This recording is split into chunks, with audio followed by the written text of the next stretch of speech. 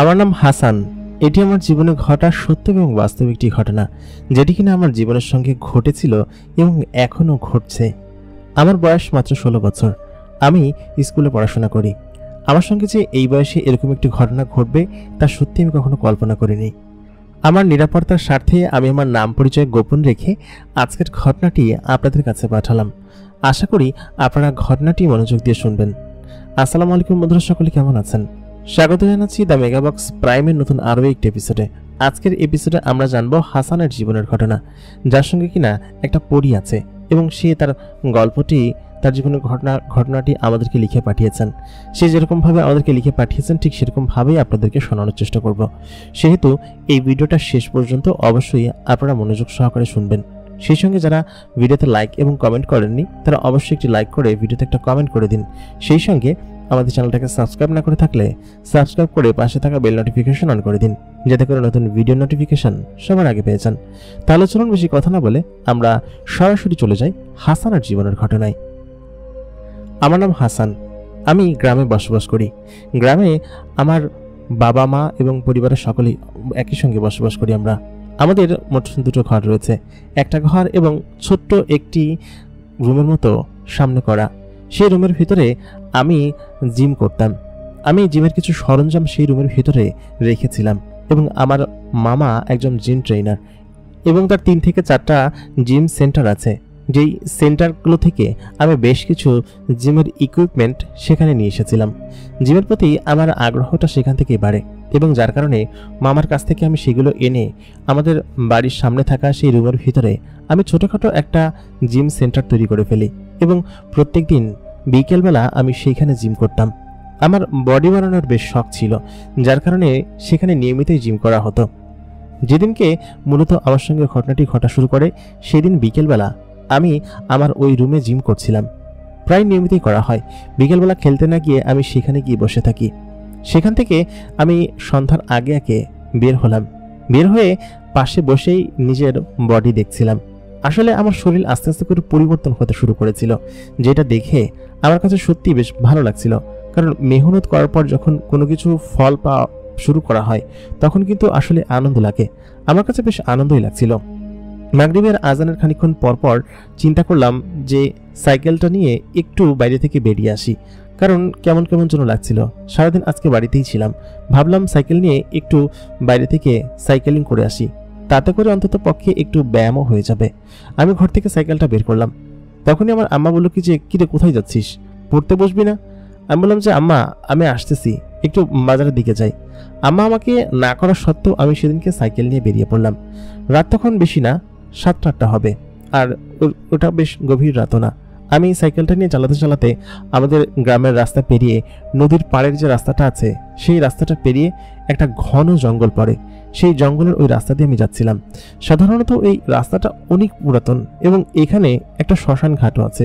শুধুমাত্র তাই নয়, এখানে কিছু গাছ আছে যা কিনা প্রায় 100 বছর পুরনো এবং তার থেকেও বয়স বেশি হবে। আর এই অঞ্চলটা হচ্ছে হিন্দুয়ানি অঞ্চল। অঞ্চলটা বেশ অদ্ভুত। এদিকে মাঝে মধ্যে আমি সাইকেল নিয়ে আসি, আর নদীর পাড়ে যখন বসার জন্য আমি আসতে চাই তখন এদিকে আসলে আমার কাছে বেশ ভালো লাগে। হু হু করে বাতাস থাকে নদীর পাড়ে, সেই কারণে এই রাস্তাটা ধরে আসলে একটু দ্রুত হয়। আমি চিন্তা করলাম যে আগে একটু নদীর পাড়ে যাই, তারপর নদীর পাড়ের রাস্তা ধরে ওই পাশের ব্রিজ পার হয়ে আমাদের বাজারের দিকে আসবো। আমাদের পাশের গ্রামে ছিল নদী এবং এই নদীতে যেতে হলে ওই শুনশান বটগাছার রাস্তাটা পার হয়ে যেতে হতো, শ্মশান ঘাটের পাশের রাস্তাটা। আমার তেমন ভয়টাই লাগতো না, যার কারণে আমি সেদিন ওই রাত্রে ওই দিক দিয়ে গেলাম এবং যাওয়ার সময় কেন যেন আমার কাছে মনে হচ্ছিল যে কেউ আমার দিকে খেয়াল করছে। এমনটা হয় যখন জঙ্গলে বা একদম নীরব কোনো জায়গা দিয়ে আমরা প্রস্থান করি, তখন মনে হয় যে কেউ তাকিয়ে আছে। এটা আসলে আমাদের মনের ভুল। আমার হয়তো সেদিনকে ঠিক সেরকমটাই মনে হয়েছিল। মনে হচ্ছিল যে কেউ আমার দিকে একদম কড়া দৃষ্টি দিয়ে তাকিয়ে আছে। আমি আসলে বুঝতে পারছিলাম না। তারপর আমি সাইকেলটা নিয়ে সেই শুনশান রাস্তা এবং শ্মশানের সেই বড় রাস্তা ধরে সেই বড় তেঁতুল গাছের নিচ দিয়ে চলে গেলাম নদীর পাড়ে। বেশ খানিকক্ষণ নদীর পাড়ে বসে থাকলাম। বসে থাকার পর সেখানে বসে বাতাস খেলাম, বেশ ভালো লাগছিল। রাত 9টা কি 9:30 হবে, তখন আমি সেখানটা প্রস্থান করলাম। সাইকেলটা নিয়ে ওই নদীর পাড়ের যে বেড়িবাঁধ রাস্তা আছে সেই রাস্তা ধরে আমি চলে আসলাম আমাদের যে বাজার আছে সেই বাজার পর্যন্ত। বাজার আসার পর আমার খানিকটা ক্ষুধা ক্ষুধা লেগেছিল। আর আমাদের বাজারে একটা দোকান আছে যেখানে হচ্ছে গিয়ে নাস্তা বিক্রি করে। তো আমার কাছে কিছু টাকা ছিল, সেই টাকা দিয়ে হচ্ছে আমি তখন নাস্তা করলাম, কারণ ক্ষুধা লেগেছিল খুব। বিকেলবেলা জিম করেছি, তারপর আবার এত পথ সাইকেল চালিয়েছি, ক্ষুধা একটু লাগাটা স্বাভাবিক বিষয়। আমি সেখানে বসে খেয়ে নিলাম। সেই দোকানের পাশের দোকানে মিষ্টি বিক্রি করত। ভাবলাম যে বাড়ির জন্য কিছু মিষ্টি নিয়ে যাই। আর আম্মা আসার সময় বলে দিয়েছিল যেন আমার ছোট বোনদের জন্য খাতা এবং কলম নিয়ে যাই, কারণ খাতা কলম ছিল না বাড়িতে। আমাকে নিয়ে যাওয়ার জন্য টাকা দিয়েছিল। যাই হোক, সেই টাকা দিয়ে আমি মিষ্টি কিনলাম, আর আমার কাছে কিছু টাকা ছিল, তা দিয়ে শুধুমাত্র একটা খাতার একটা কলম নিয়ে গেলাম। আমি জানি আম্মা আরও বেশি নিতে বলেছে, কিন্তু মিষ্টি কেনার কারণে সেটা পর্যাপ্ত হলো না। মিষ্টি আমার খেতে খুব ভালো লাগে, এবং বাড়িতে যখন মিষ্টি থাকে সেই মিষ্টিগুলো একাই আমি সাবার করি। এই জন্য আব্বা প্রায় হাটে গেলেই তিনি আমার জন্য মিষ্টি নিয়ে আসেন। এই জন্য আমি মিষ্টি নিলাম। মিষ্টি নিয়ে আমি সাইকেলে ঝুলালাম। ঝুলিয়ে আমি আমাদের যে গ্রামের রাস্তা আছে সেই রাস্তা ধরে বাড়ির দিকে আসছিলাম। তখন রাত প্রায় 10টা হবে। আর গ্রাম অঞ্চলের রাত 10টা মানে বেশ খানিকটা রাত। এটা সকলে আপনারা হয়তো আন্দাজ করতে পারেন।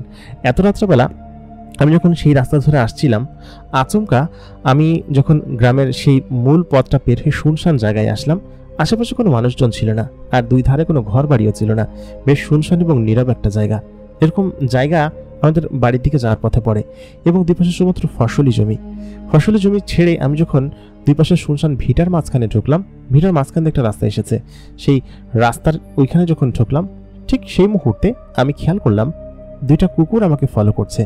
কুকুর দুটো আমাকে এত দ্রুত তাড়া করছে এবং এত দ্রুত দৌড়াচ্ছে, আমি শুরুতে ভাবলাম যে কুকুর, হয়তো স্বাভাবিক কোনো কুকুর টুকুর হবে।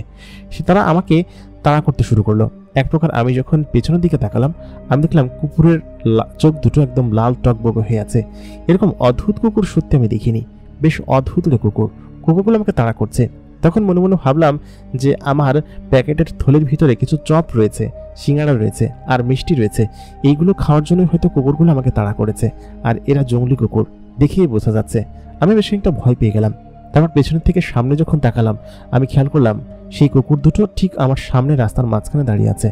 আশ্চর্যের বিষয় হচ্ছে, এত দ্রুত ওরা পেছন থেকে সামনে কিভাবে চলে আসলো, আমার সেটাই মাথায় ঢুকছিল না।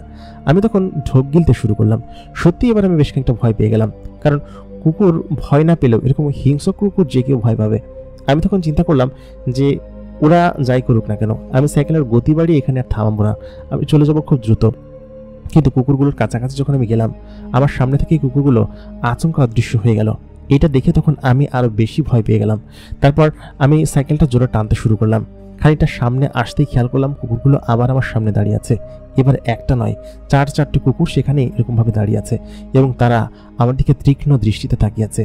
ঠিক সেই মুহূর্তে সেই 4টা কুকুর থেকে একটা বড় কুকুরের রূপান্তর হলো, এবং তার লম্বা প্রায় 3 থেকে 4 ফুটের মতো লম্বা হবে, একদম আমার সাইকেলের সমান। এত বড় কুকুর সত্যি আমি জীবনে কোনোদিন দেখিনি। তাকে দেখে তখন আমি ভয় পেয়ে গেলাম। পাশেই একটা বাড়ি ছিল, তবে সেটা কুকুরকে পার হয়ে গিয়ে তারপর সেই বাড়িটা পড়ে। আমি যে চিৎকার করব সেরকম কোনো কিছু করতে পারছিলাম না। আচমকা খেয়াল করলাম গাছের উপর থেকে বিরাট আকৃতির একটা সাদা রঙের সাপ নিচে এসে সেই কুকুরটাকে পেঁচিয়ে ধরলো। এরকম অদ্ভুতুরে একটা পরিবেশ সৃষ্টি হবে কখনো ভাবতে পারিনি আমি। পেঁচিয়ে ধরার সঙ্গে সঙ্গেই তারা দুজনে একই সঙ্গে সেখান থেকে অদৃশ্য হয়ে গেল। তখন আমি সুযোগ পেলাম। সুযোগ পেয়ে সাইকেলটা খুব দ্রুত টান দিয়ে বেরিয়ে আসলাম। বেরিয়ে এসে আমি যখন নিজের বাড়িতে উঠলাম, তখন আমি যেন ভয়ে একদম সিটকে ছিলাম। আমি বারান্দায় এসে বসলাম। বসার পর আমার বোন দৌড়ে আসলো, বললো, তুই খাতা এনেছিস? আমি কোনো কথা বলতে পারছিলাম না। বললাম, পানি নিয়ে আয়। তারপর একটু পানি খেলাম। পানি খাওয়ার পর খানিকটা স্বাভাবিক হলাম। যাই হোক, এই ঘটনা আমি দেখেছি, সেটা আমার মাকে বললে মা নিশ্চয়ই রাগ করবে, কারণ এত রাত্রেবেলা আমি ফিরেছি। সাধারণত এখন আমার পড়তে বসার সময়, আর ওই সময়টা আমার পরীক্ষাও শেষ হয়ে গিয়েছিল, কিন্তু তারপরেও পড়তে বসার সময় ছিল। আম্মা আব্বা দুজনে বকাঝকা করবেন সেটা আমি জানতাম, কিন্তু ওই রাতে কিছু বললেন না আমাকে। মিষ্টিগুলো নিয়ে তখন তেনারা ঘরে চলে গেল, আর আমি সাইকেলটা উঠিয়ে আমি আমার নিজের রুমে চলে আসলাম। জিম সেন্টারের ওই রুমটাতে একটা ছোট্ট শোবার জায়গা ছিল, সেখানে আমি মাঝে মধ্যে থাকতাম। আর আমার মূল ঘর ছিল হচ্ছে এই ঘরে, বড় ঘরে আমার শোবার জায়গা ছিল। আর জিম সেন্টারে ওইখানে মাঝে মধ্যে ঘুমাতাম আমি। তো ওই রুমটা মূলত হচ্ছে বানানো হয়েছিল স্টোর রুমের জন্য, বা ওইখানে অন্য কোনো প্ল্যান হয়তো আব্বার ছিল, কিন্তু ওই রুমটাকে আমি জিম ঘর বানিয়েছিলাম শুধুমাত্র আমার জন্য। এবং ওই রুমের ভেতরে আর কেউ যেত না আমি ছাড়া, কারণ আমাদের এই পাশের জানলার বড় ঘরটা ছিল, সেই ঘরের ভিতরে আমরা সকলে থাকতাম। আমার যে ঘরটা ছিল সেটা হচ্ছে বারান্দার রুমের একটা ঘর ছিল, এবং সেই ঘরের ভিতর তখন আমি গেলাম। সত্যি আজকে যা ঘটেছে সেটা আসলে বিশ্বাস করার মতো ছিল না। ইভেন আমি নিজেই বিশ্বাস করতে পারছিলাম না যে এরকম একটা আজগুবি ঘটনা আমার সঙ্গে ঘটবে। রাত্রেবেলা তখন আমি ঘুমালাম, এবং ঘুমের মধ্যে আমি বাজে কিছু স্বপ্ন দেখলাম। বাজে স্বপ্নের মধ্যে একটা হচ্ছে যে সেই কুকুরটা বিশাল আকৃতির একটা দানব হয়ে আমার গলা চেপে ধরেছে, এবং আমি সেখানে মারা যাচ্ছি, কিন্তু কেউ আমাকে ওঠাচ্ছে না আর কি, কেউ আমাকে বাঁচাচ্ছেও না। এই মুহূর্তে আমি কি করবো কিছু ভেবে উঠতে না পেরে তখন লাফতে উঠে পড়লাম। দেখলাম না, আমি আমার নিজের ঘরের ভিতরে শুয়ে আছি এবং আমার বিছানায়। আমি ঘেমে একদম অস্থির। ঠিক সেই মুহূর্তে ফজরের আজান দিল। আমি মনে মনে ভাবলাম যে কিছু একটা কি তাহলে এখানে এসেছিল, যে কিনা আমাকে মারার জন্য ফজরের আজান দিয়েছে, সেই জন্য চলে গিয়েছে, এরকম কোনো কিছু। জিনিসগুলো কি ছিল? তাদেরকে দেখে তো মনে হচ্ছিল না কোনো স্বাভাবিক মানুষ ছিল। আমার কাছে বেশ ভয় লাগতে শুরু করলো, কারণ ভয় লাগাটা অতি স্বাভাবিক বিষয়। আমি কোনো কিছু ভেবে উঠতে পারছিলাম যে কী করবো। যাক, এরকম করে 2-3 দিন মাঝখানে কেটে যায়। আমি রাত্রেবেলা ঘুমানোর সময় একটু ভয় পেতাম, তবে 3-4 দিন পরে সেটা স্বাভাবিক হয়ে যায়, কারণ ওই প্রথম দিনই আমার সঙ্গে এরকমটা ঘটেছিল। 3-4 দিন পর বিষয়টা স্বাভাবিক হয়ে যায়। এরপরে 3-4 দিন পরে একদিন আমি জিম করছি, ঠিক সেই মুহূর্তে আমার এক বন্ধু ছিল, সে আমাকে ডেকে নিয়ে বললো, চল আজকে স্কুল মাঠে ক্রিকেট খেলা আছে। তো এই সময় বেলা 3টা বাজে, আমি জিম সেন্টারে মাত্র ঢুকবো। সেই মুহূর্তে সে আমাকে ডেকে নিয়ে বলে কি যে চল। যাওয়ার পর আমি বললাম যে কি খেলা আছে, খেলবো না, আমি জিম করব। তো ওরা তখন বললো যে বেটা, তোর বডি তো হচ্ছেই, আবার কি প্রতিদিন জিম না করলে কি হয়, চল খেললেও তো এক্সারসাইজ হয়ে যাবে, তাই না? তো ওই সময়টাতে আমার বয়স যখন খুব বেশি না, 16 বছর বয়স, আর আজকে থেকে খুব বেশি দিন আগের ঘটনাও না। 16 বছর বয়সে আমি আর কি বা বডি বানাবো। ওরা আমার একটা মাথার মধ্যে একটা জিনিস গেঁথেছিল যে বডি বানাইতে হবে, জিম করতে হবে। তো ওই চিন্তা করে আমি করতাম। তো বন্ধুর সঙ্গে আমি যেতে চাইলাম না, কিন্তু ওরা আমাকে জোর করে নিয়ে গেল স্কুল মাঠে খেলার জন্য। তো স্কুল মাঠে ক্রিকেট খেলা ছিল, এটা একটা বাজির খেলা ছিল। তো আমি আমার ভালো ক্রিকেট খেলতাম, এই জন্য আমাকে নিয়ে গেল আর কি। স্কুল মাঠে যাওয়ার পর আমার সেই বন্ধু বললো কি যে তুই প্রথমে ব্যাটিং কর। তো যাক, আমি বেশ ভালো মতো ব্যাটিং করলাম, এবং যে বাজির খেলা ছিল তাতে করে বেশ ভালো রান করলাম, এবং ওই ম্যাচের সব থেকে ভালো রান এবং হিটার ব্যাটসম্যান ছিলাম হচ্ছে আমি, এবং ভালো রান করলাম আর কি। তোরা সকলে খুশি হলো, এবং বল করার সময় ভালো বলও করলাম। তো যাই হোক, এই কারণে হয়তো আমার ম্যাচটা জিতলো আর কি। তো মোট 3টা ম্যাচ হয়েছিল, 3টা ম্যাচের ভিতরেই 3টাই হচ্ছে গিয়ে আমরা জিতছি, তার মানে পুরো সিরিজ জিতছি। আমার 3টা ম্যাচের ভিতর বাজি ছিল, 3টার বাজি একত্র করে যে টাকা হয়েছে তা ছিল বেশ কিছু টাকা। সাধারণত একটা ম্যাচ জিতলে আমরা বেশ ভালো মন্দ খাবার খাই, আমরা বাজার থেকে হয়তো ভালো কিছু খাবার এনে সকলে মিলে খাই, বা ওই দলকে কিছু দেই। কিন্তু আজকে চিন্তা করলাম যে আজকে যদি এত টাকা হয়েছে একসাথে, 3টা ম্যাচের টাকা একত্র হয়েছে, তাহলে আজকে একটা পার্টি করি, আমরা আজকে মুরগি টুরগি ধরে নিয়ে পুড়িয়ে খাই। তো আমার এক বন্ধু ছিল, ওদের বাড়িতে হচ্ছে গ্রিল মেশিন ছিল, মানে হচ্ছে ওই বারবিকিউ করার মেশিন ছিল। তো বললো কিছু আজকে রুটি আর হচ্ছে গিয়ে এই বারবিকিউ খাবো। তো এটা বলার পর সকলে বলে আচ্ছা ঠিক আছে। তো আমরা ওই সময় বিকেলবেলা, সন্ধ্যা হয়ে এসেছে তখন, আমি এবং আমার আর কিছু ফ্রেন্ড আমরা বাজারে গেলাম। বাজারে গিয়ে তখন হচ্ছে গিয়ে মুরগি কিনে নিয়ে আসলাম, কিছু মুরগি এনে সেগুলোকে যা যা করা দরকার সেগুলো করে আমরা স্কুল মাঠে সেখানে গান বাজনা করে রাত 10টা-11টা পর্যন্ত সেগুলো ম্যারিনেট করা এবং 12টা পর্যন্ত পোড়ালাম। তো পোড়ানোর পর সেগুলো আমরা খেলাম, খাওয়ার পরে আমরা হচ্ছে বাড়িতে চলে আসবো। তো যে বন্ধুটা আমাকে ডেকে নিয়ে গিয়েছিল তার বাড়িটা এবং আমার বাড়িটা অপোজিট সাইডে, মানে স্কুল থেকে আমাকে একাই আসতে হবে বাড়ি পর্যন্ত, এবং স্কুল মাঠ থেকে আমাদের বাড়ি পর্যন্ত রাস্তাটা একদম শুনশান রাস্তা, খুবই বিরান রাস্তা। আমি একা রাত্রেবেলা আসবো, সেদিনকে রাত্রের কথা আমার মনে হতে লাগলো।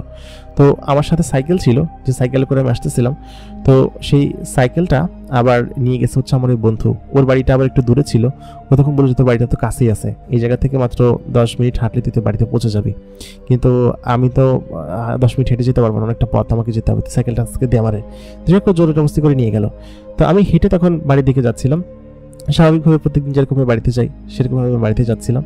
তো আচমকা আমি খেয়াল করলাম যে ওই আমি যে রাস্তা দিয়ে বাড়িতে যাই ওইটা কাঁচা রাস্তা ছিল, এবং দুই পাশে বাড়িঘর ছিল, কিন্তু একটা বাঁশ ঝাড় ছিল। ওই বাঁশ ঝাড়ের পেছনে একটা খুবই পুরাতন শুনশান ভিটা ছিল। ওই ভিটাটা অনেক দূষণ ভিটা, এবং আমরা ছোটবেলা থেকে শুনে আসছি যে ভিটাতে নাকি একটা পুরাতন কবর আছে, সেই কবরের আত্মা নাকি আশপাশে ঘোরাফেরা করে। তো ওইটা আমার খেয়াল ছিল না, আমি তখন এদিকে চলে আসি। তো ঠিক সেই মুহূর্তে আমি খেয়াল করি যে রাস্তার মাঝখানে একটা সাদা জিনিস পড়ে আছে ধবধবে, ওই ভিটার কাছাকাছি আসার পরপরই। তখন আমার ভয় লেগে যায়, পরানোর ভিতরে একটা বাড়ি মেরে ওঠে, যেদিক দিয়ে যাবো নাকি এই বাড়ির ভিতর দিয়ে ঘুরে পাড়ার ভিতর দিয়ে তারপরে দিকে বাড়িতে যাব, সেটা চিন্তা করতে লাগলাম। কিন্তু পরবর্তীতে ভাবলাম যে দেখি কি জিনিস পড়ে আছে।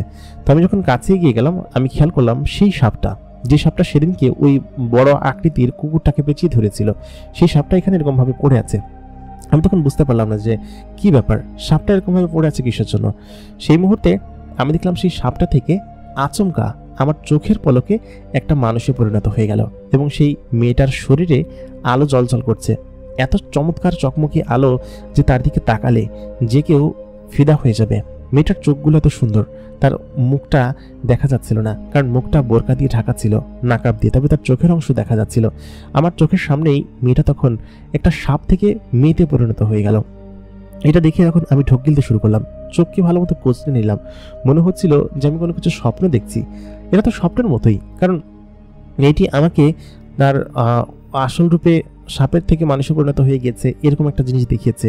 এটা থেকে ভয় পাওয়াটা তো স্বাভাবিক বিষয়। আমি তখন মেয়েটির কাছে গেলাম, কাছে গিয়ে দেখলাম সে অচেতন হয়ে পড়ে আছে এবং তার হাতে এবং পায়ের কিছু জায়গায় একটু ক্ষত আছে এবং মনে হচ্ছে যে কোনো কিছুর সঙ্গে ধস্তাধস্তি করে সেখানে অজ্ঞান হয়ে গিয়েছে এবং কোনো একটা বাজে ঘটনা তার সঙ্গে ঘটেছে। কি ঘটেছে সেটা আমি জানি না, তবে আমি তাকে সেখানে ফেলেও যেতে পারছিলাম না। আমি মেয়েটিকে কোলে তুলে নিলাম। মেয়েটির হাত পা বেশ নরম ছিল এবং দেখে মনে হচ্ছিল সে আমার বয়সী বা আমার থেকে একটু বেশি বড় হবে, কারণ তার শারীরিক গঠন একটা পরিপূর্ণ মেয়ের মতো ছিল। মেয়েটির পরনে বোরকা ছিল। আমি তাকে ধরলাম যখন, তখন সে অচেতন অবস্থায় ছিল। তার মুখের নাকাবটা আমি সরালাম। আশ্চর্য হয়ে আমি তার দিকে তাকিয়ে আছি। কি অপূর্ব সুন্দরী মেয়ে এবং তার আলো তার শরীরে জ্বলজ্বল করছে। কিছু বুঝে উঠতে পারলাম না। আমি মেয়েটিকে বাঁচানোর জন্য সেখান থেকে নিয়ে আমার বাড়ি পর্যন্ত চলে আসলাম, যেহেতু এর আগের দিন এই সাপটি আমার প্রাণ বাঁচিয়েছে ওই শয়তান বড় জিনিসটার হাত থেকে। ওই জিনিসটা কি ছিল আমি জানি না, তবে অলৌকিক কোনো জগতের খারাপ কোনো বস্তু ছিল সেটা আমি বুঝতে পারছি, এবং এরা আমার পিছু নিয়েছে কিভাবে সেটাই বুঝতে পারছি না। সম্ভবত কোনো খারাপ জিনিস আমার পিছু নিয়েছে, যেটাকে আমি হয়তো ওই মেয়েটির কারণে বেঁচে গিয়েছি আমি। কিন্তু মেয়েটা কে? আমি তখন তাকে নিয়ে বাড়িতে চলে আসলাম। বাড়িতে আসার পর তাকে আমি কোথায় রাখবো? আমার নিজের রুমে যদি রাখি তাহলে তো আমার নিজের রুমে আমার বাবা মা সকলে যাতায়াত করে, তারা তো দেখে ফেলবে। মেয়েটাকে তাহলে কি করা যায়? আমি তখন চিন্তা করলাম জিম সেন্টারে তো কেউ যায় না, আর জিম সেন্টারের চাবিটা থাকে আমার কাছে। সেটার পুরো ঘরের ভিতরে একটা ছোট্ট খাটের মতো জায়গা আছে, সেই খাটের ওপরে ওকে রাখলে কেমন হয়? আমি তখন চাবি দিয়ে, আমার কোমরে সবসময় চাবি থাকে, চাবি দিয়ে তখন আমি সেই জিম সেন্টারের দরজাটা খুললাম। খোলার পর তাকে সেই ঘরের ভিতরে নিয়ে গেলাম। নিয়ে যাওয়ার পর সে সেখানে শুয়ে আছে। আমি তার চোখে মুখে পানি ছেটালাম। বেশ খানিক্ষণ পর তার জ্ঞান খানিকটা ফিরল এবং সে চোখ মেলে তাকানোর পর সে সঙ্গে সঙ্গে উঠে বসে আছে এবং দরজা খোলা দেখে সে দরজা দিকে চোখ ইশারা করলো। তারপর সঙ্গে সঙ্গে তার চোখের ইশারায় দরজাটা বন্ধ হয়ে গেল। এটা দেখে তখন আমি সত্যি ভয় পেয়ে গেলাম, কারণ তখন আমার বয়স তো খুব বেশি না, 16-17 বছর বয়স, আর এই ঘটনা খুব বেশি দিন আগের ঘটনা না। আমি তো তখন ভয় পেয়ে গেছি, কারণ মেয়েটি অনেক বড় শক্তিশালীর অধিকারী সেটা বোঝা যাচ্ছিল। আমি তখন মেয়েটিকে ভয় পেয়ে বললাম যে তুমি কে? সে কোনো কথার উত্তর দিচ্ছিল না, সে আমার দিকে ড্যাব ড্যাব করে তাকিয়েছিল। আমি দেখলাম তার মুখে এবং হাতে বেশ কয়েকটা ক্ষত রয়েছে। আমার ওইখানেই ভায়োলিন ছিল, আমি সেটা নিয়ে সেখানে লাগিয়ে দিতে থাকি। মেয়েটা কোনো কথা বলে না, চুপচাপ বসে থাকে। আমি তখন বললাম যে তোমার নাম কি এবং তুমি এখানে কি করছো, আর তুমি কে? তুমি সেদিনকে আমার প্রাণ বাঁচিয়েছিলে, আমি সেটা বুঝতে পারছি। মেয়েটি তখন বলল, আমার নাম মরিয়ম। তুমি কেমন আছো হাসান? এই কথা শোনার পর তখন আমার চোখে মুখে যেন আমি সরিষার ফুল দেখতে শুরু করলাম, কারণ মেয়েটি আমার নাম জানে এবং সে আমাকে অনেক আগে থেকেই চেনে। আমি তখন তাকে বললাম যে আপনি আমার নাম জানেন কিভাবে?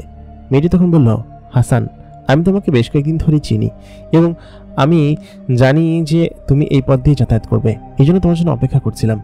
আমি তখন বললাম আমি কিছু বুঝতে পারছি না। মেয়েটি তখন বলল, আসলে ঘটনাটা বেশ গভীর, এখন আমার কাছে খুব অদ্ভুত লাগছে। ওই জিনগুলো যদি আবার তোমার কোনো ক্ষতি করতে আসে তাহলে ওদেরকে আমি মেরে ফেলবো। এই কথা শোনার পর তখন আমি চমকে যাই, বললাম জিন মানে? মরিয়ম তখন বলল, হ্যাঁ জিন, সেই জিনগুলো যে কিনা তোমার ক্ষতি করতে চায়, সেই জিনগুলো তোমার ক্ষতি করতে আসলে ওদেরকে মেরে ফেলবো। আমি তখন বললাম যে কি বলছো তুমি? একটা জিন আমার কেন ক্ষতি করবে? মেয়েটি তখন বলল যে আমিও তো কোনো মানুষ নই, আমি একটা পরী।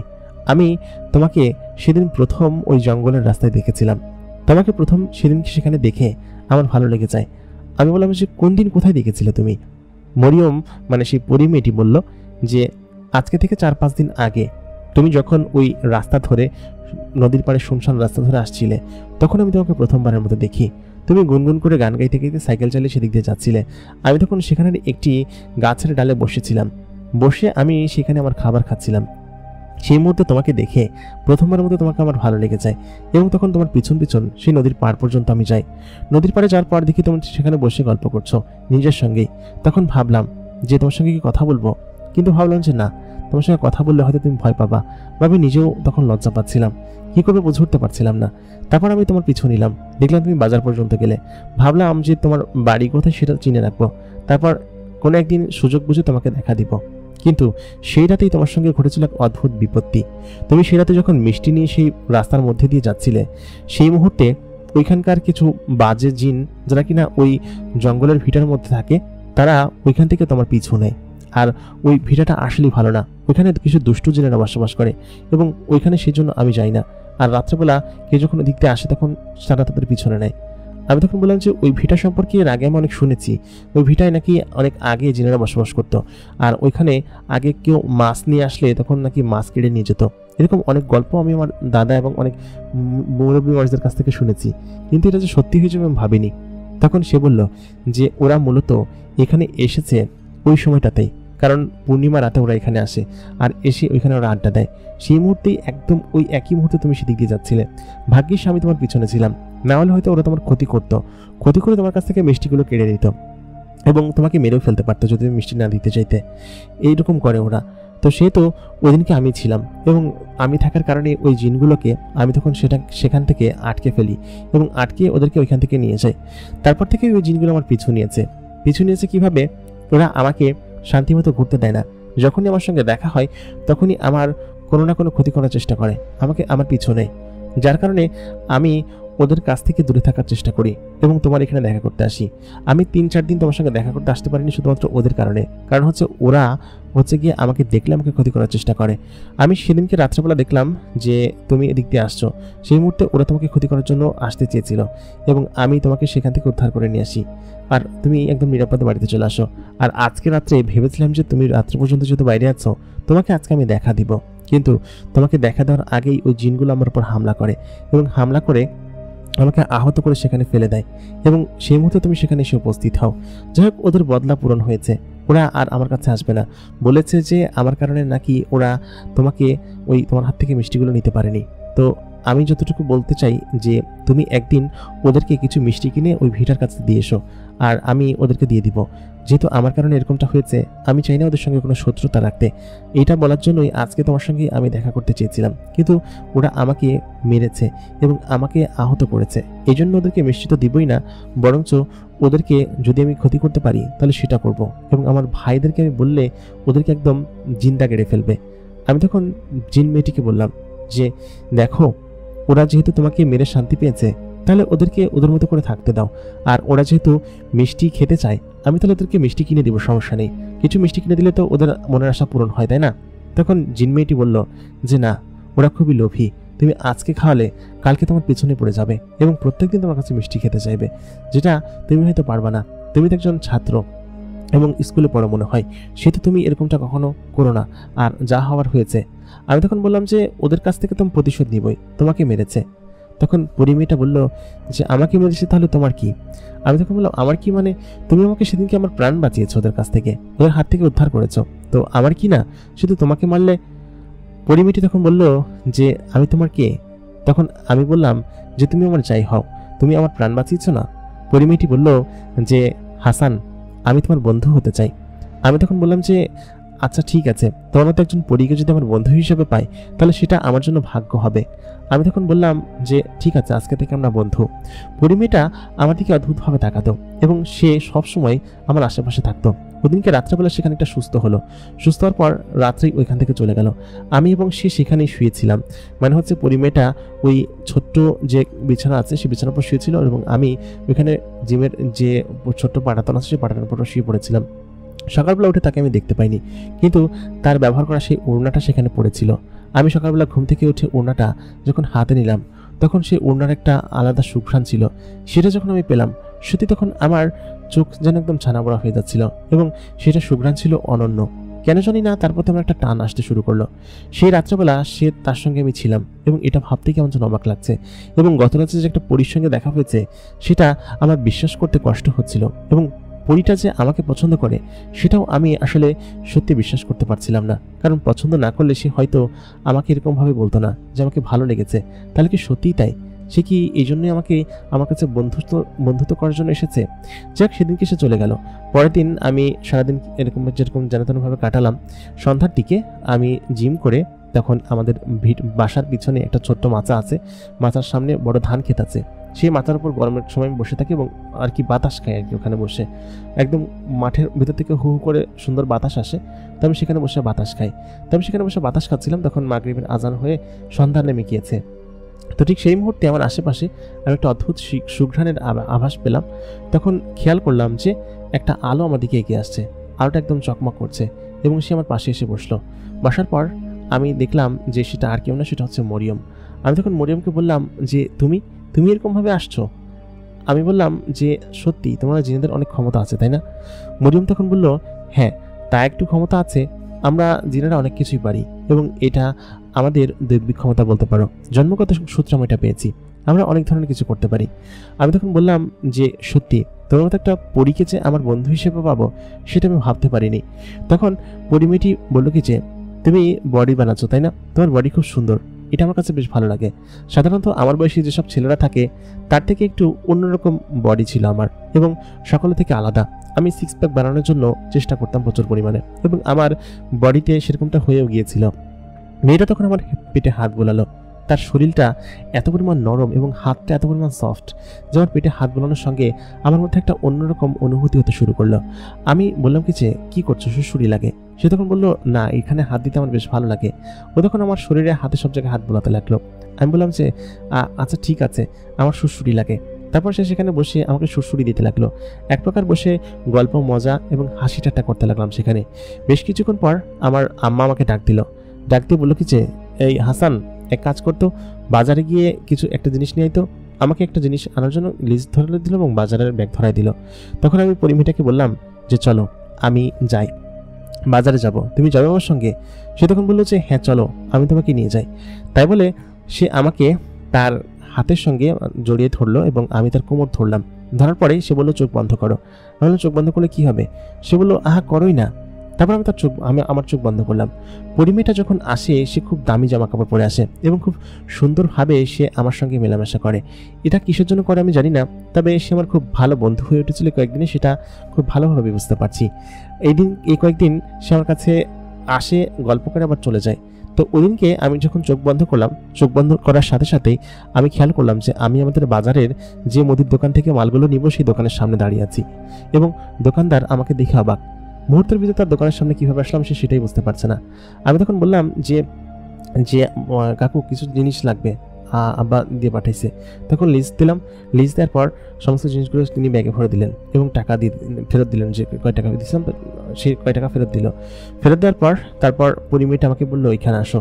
এসে তখন আমার হাতে এক হাতে ব্যাগ রয়েছে আর এক হাতে তাকে আমি জড়িয়ে ধরে রেখেছি, কারণ না হলে তো পড়ে যাবো আর কি। তো ঠিক সেই মুহূর্তে আমি চোখ বন্ধ করলাম। চোখ বন্ধ করার কয়েক সেকেন্ড পর দেখলাম আমি আমার বাড়ির উঠানের সামনে দাঁড়ায় আছি।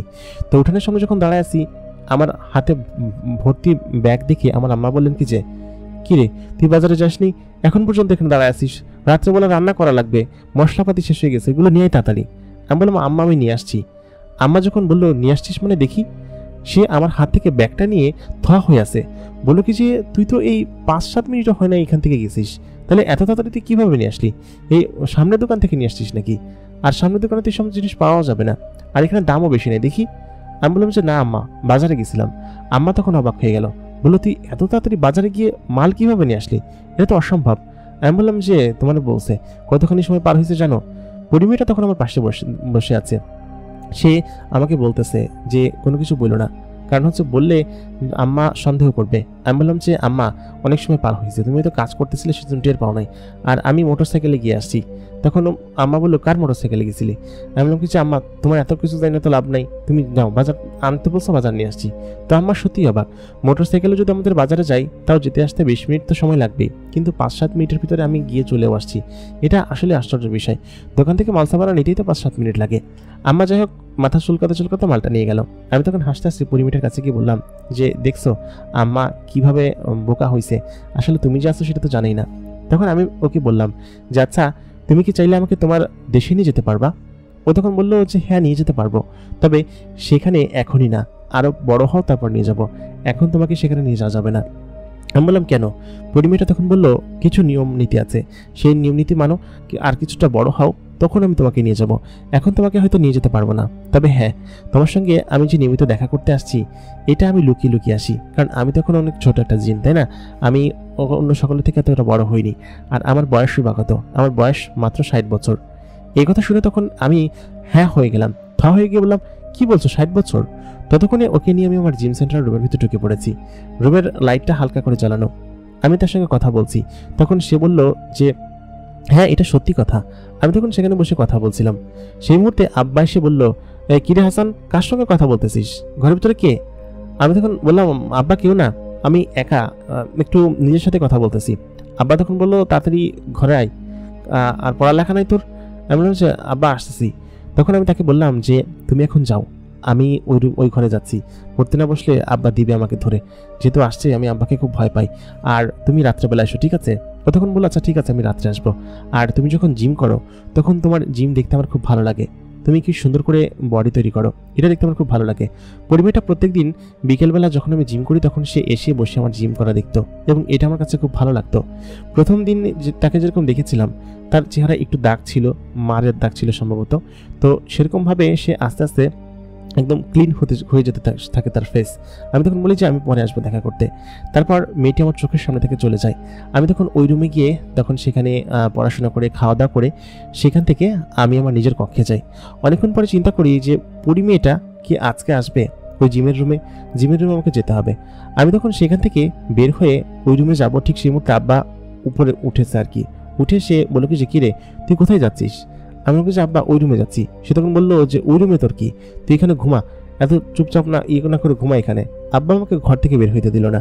আমাদের ঘরটা বারান্দার যে রুমটা ছিল সেই রুমটায় আমি থাকতাম, এবং সেটা আমার কক্ষ ছিল, তো সেখানে আমি শুয়ে আছি। মনে মনে ভাবলাম যে আজকে হয়তো ওর সঙ্গে দেখা হবে না, কারণ প্রতিদিন রাত্রেবেলায় তো ওর সঙ্গে আমি গল্প করি, এবং গল্প করে ওর সঙ্গে আমি বেশ ভালো সময় কাটাই। তো যাক, সেদিনকে আমি ওখানে ঘুমিয়ে পড়লাম।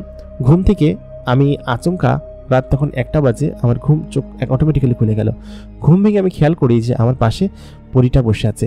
বসে থাকার পর আমি তাকে বললাম যে তুমি এখানে? সে তখন বলল যে এসেছি তোমাকে দেখতে, আসলে তোমাকে না দেখলে আমার ভালো লাগে না। এরকমটা আমি আসলে ভাবতেও পারিনি। আমি তখন বললাম যে কেন ভালো লাগে না? সে তখন আমাকে বলল যে হাসান, আমি এই কথাটা আসলে লুকিয়ে রাখতে পারছি না, বেশ কিছুদিন হলো তোমার সঙ্গে মেলামেশা করছি, আসলে সত্যি কথা বলতে আমি তোমাকে ভালোবেসে ফেলেছি, এই জন্যই তোমাকে ছাড়া আমার কিছু ভালো লাগে না। এটা আসি আমাকে আমার মুখের উপর বলে দিল। বলার পর তখন আমি হয়ে রইলাম। আমি তখন বললাম যে আমি তোমাকে পছন্দ করি এবং তোমাকে ভালোবাসি, কারণ তখন যৌবনের প্রথম প্রেম, বয়ঃসন্ধিকালে এরকম একটা সুন্দরী মেয়ে যে কিনা আমার কাছে এরকম নিয়মিত আসে, এত কাছ থেকে মেলামেশা করে, তখন তাকে দেখলে তো আমার ভালো লাগবেই, এবং তাকে দেখে তো আমি প্রেম করবো, সেটা স্বাভাবিক বিষয়। যখন আমি স্কুলে যেতাম, আমাদের স্কুলের অনেক মেয়েরা আছে, তাদেরকে দেখে তাদের প্রতি আকর্ষণ বোধ হতো, কারণ ওই যে বিপরীত লিঙ্গের প্রতি আকর্ষণ বোধ, সেটা হয়তো সৃষ্টিকর্তা প্রত্যয় হয়েছে।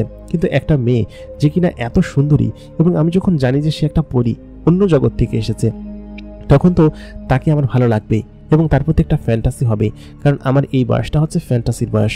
যাই হোক, সে আমাকে প্রপোজ করে আজকে থেকে 6 মাস আগে। এই ঘটনাটা 6 মাস আগের ঘটনা। তো সেই 6 মাস আগে যখন আমাকে প্রপোজ করে, তখন আমি সত্যি বেশ আনন্দিত ছিলাম এবং খুব খুশি ছিলাম, কারণ মেয়েটি আমাকে ভালোবাসে, এর থেকে ভালো সংবাদ আর হতেই পারে না। তখন আমি উঠে তখন তাকে জড়িয়ে ধরি, ঘুম ঘুম চোখে যখন তাকে জড়িয়ে ধরি, সে তখন আমাকে বলে যে সত্যি হাসান, আমি তোমাকে খুব বেশি ভালোবাসি এবং তোমার সঙ্গে আমি থাকবো। আমি বললাম যে এখানে থাকলে আমাদের বাড়ির সকলে তোমাকে দেখে ফেলবে না? ও তখন বললো না, কেউ দেখতে পারবে না, আমি তোমার সঙ্গে চুপি চুপি দেখা করবো তোমার সঙ্গে, আর এখন থেকে ওই জিমের রুমে না থেকে যদি তোমার আব্বু বকা দেয় তাহলে এখানেই থাকবো, ঠিক আছে? আমি তখন বললাম যে এখানে থাকলে আমার সঙ্গে ঘুমালে আব্বু আম্মু দেখে ফেলবে না? তখন ও বলে কিছু না, এরকম কোনো কিছু হবে না, তুমি চিন্তা করো না, ঠিক আছে? আমি এখানে তোমার সঙ্গে থাকবো, আজকে তোমার সঙ্গে ঘুমাই আমি, তো এরকম সুযোগ তো আমি মিস করতে চাইবো না। তখন ও আমার পাশে শোয়ার পর আমি তখন ওর সঙ্গে গল্প করতে শুরু করলাম, এবং গল্প করতে করতে কখন ঘুমিয়ে পড়লাম আমি জানি না। তবে সেই রাতটা ছিল আমার জীবনের সব থেকে সুন্দর রাত, যাকে আমি কোনোদিন বলে বোঝাতে পারবো না কাউকে। যাই হোক, সেই রাত্রেবেলা তার সঙ্গে ঘুমালাম, কতক্ষণ কিভাবে ঘুমিয়েছি জানি না। সকালবেলা ঘুম থেকে উঠে দেখি সে সেখানে নেই। অনেক রাত পর্যন্ত গল্প করেছিলাম, সেহেতু সকালবেলা আমি উঠতে দেরি হলো। আমার আব্বা চিৎকার চেঁচামেচি করে আমাকে সকালবেলা তুলে বললো যে কিরে, তোর পড়ালেখা নাই, কাজকর্ম নাই, সকাল সকাল এরকমভাবে ঘুমাচ্ছিস, যা বাজারে যা, ধান ভাঙাতে হবে, ধানগুলো নিয়ে বাজারে যা। সেইটা করে আব্বা আমাকে বাজারে পাঠিয়ে দিল। কিন্তু গতকালকের কথা মনে করে আমি তখন হাসছিলাম। রাস্তার মাঝখানে দেখা হলো আমার সেই বন্ধুর সাথে, যে আমার সাইকেল নিয়ে গেছিল। অবশ্য সাইকেল দিয়ে গেছিল। সে তখন বললো, কি রে বন্ধু, তুই এত খুশি কিসের জন্য? আজকে খেলা খেলতে যাবি নাকি? আমি তখন বললাম যে না, ও আমাকে জাস্ট পায়ে ধরতে বাকি ছিল, কারণ আজকে বাজি খেলা ছিল। আমি তখন বললাম না, আমি যাব না, কারণ আজকে প্রত্যেকদিন বিকেলবেলা জিম যখন করি তখন আমার পুরি গার্লফ্রেন্ড আমার কাছে এসে বসে থাকে, মরিয়ম এসে আমার কাছে বসে থাকে এবং আমাকে দেখে। তো সেহেতু আমি তো কোনোভাবে সেখানে খেলতে যাব না। ও জাস্ট খালি আমার পায়ে ধরাটা বাকি ছিল। আমি বললাম যে না, যাব না। তারপর দুপুরের পরপর আমি চলে আসলাম। আমি শুধুমাত্র অপেক্ষা করছিলাম কখন বিকাল হবে এবং কখন সে আসবে। মরিয়ম দিনের বেলাতে আসতো না, কারণ দিনের বেলাতে আসার কোনো পারমিশন তার ছিল না, বা আমি এর আগে দিনের বেলাতে তাকে আসতে কখনো দেখিও নি। যাই হোক, মরিয়ম ওইদিনকে সন্ধ্যার দিকে আমি যখন জিম করছিলাম তখন এসে উপস্থিত হয় এবং পাশে বসে। তার গা থেকে একটা অদ্ভুত সুঘ্রাণ আছে, সেই সুঘ্রাণটা আমার কাছে বেশ ভালো লাগে।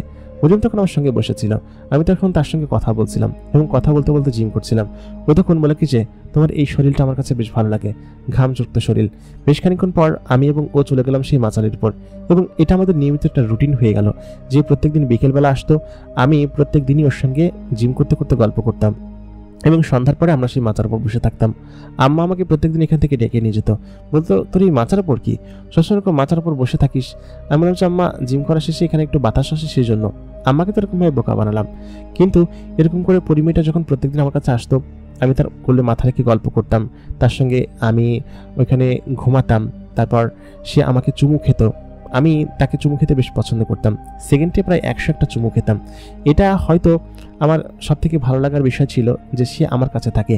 আমার ফ্রেন্ডের যেসব গার্লফ্রেন্ডরা ছিল তারা তো দূরে থাকতো, হয়তো সপ্তাহে বা 2-1 দিনের পর একবার দেখা হতো, শুধুমাত্র হাতটা ধরতে পারতো। কিন্তু আমি আমার প্রেমিকার সঙ্গে এখানে থাকছি, তাকে চুমু খাচ্ছি, ইভেন তার কোলে মাথা রাখছি, সে আমার মাথায় হাত বুলিয়ে দিচ্ছে, সে আমাকে চুমু খাচ্ছে। আমি যেদিন লিপ কিস করেছিলাম সেই দিনটা ছিল এক অন্যরকম দিন। সেদিনকে আমি আচমকা ওকে বলি কি যে আমি মিষ্টি খাবো। এই কথা বলার পর সে আচমকা 1 প্যাকেট মিষ্টি আমার সামনে হাজির করে। আমি তখন ওকে বললাম যে এই মিষ্টি না। ও তখন বললো, কি মিষ্টি? তখন আমি ওর কাছে এগিয়ে গেলাম। ওর ঠোঁটটা তখন সরিয়ে নিয়ে যাচ্ছিল। আমি বললাম কি যে এই মিষ্টি খাবো। ওর ঠোঁটের দিকে হাত বাড়িয়ে তখন আমি চোখ বন্ধ করে ওকে চুমু খেলাম, এবং জীবনের প্রথম লিপ কিস ছিল, যেটা হয়তো আমার কাছে স্পেশাল ছিল, এই জন্য আমি এখানে উল্লেখ করেছি। তো সেহেতু সেই ঘটনাটা আসলে আমার কাছে বিশেষ ছিল। সেদিনকে ও তখন বলেছিল, এই মিষ্টির কথা বলছো? এই মিষ্টি এখন থেকে নিয়মিত পাওয়া যাবে না, মাঝে মধ্যেই পাওয়া যাবে। আমি প্রত্যেকদিন জিদ ধরতাম, কিন্তু ও বলতো যে এই মিষ্টি মাঝে মধ্যে পাওয়া যাবে। সেহেতু ওকে আমি যে প্রচন্ড পরিমাণে ভালোবাসতাম সেটা আমি বুঝতে পারতাম। একদিন রাত্রেবেলা ঘটলো আরেক বিপত্তি। আমি ওর সঙ্গে বসে তখন গল্প করছিলাম। ঠিক সেই মুহূর্তে আমার আব্বা ঘুম থেকে উঠে তখন আমাকে বলে, হাসান, একা একা কি করছিস আর কার সঙ্গে কথা বলতেছিস?